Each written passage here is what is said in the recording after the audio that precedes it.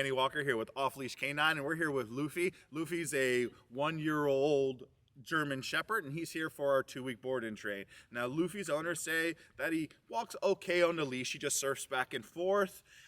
He does know some commands, doesn't hold them, and isn't reliable with them. He's a little rambunctious, and due to COVID, he really hasn't experienced the world. So they want to jumpstart his exposure so that he's not reactive in the future.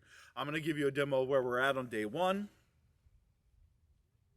I truly hope you guys enjoyed the transformation of Luffy after 2 weeks.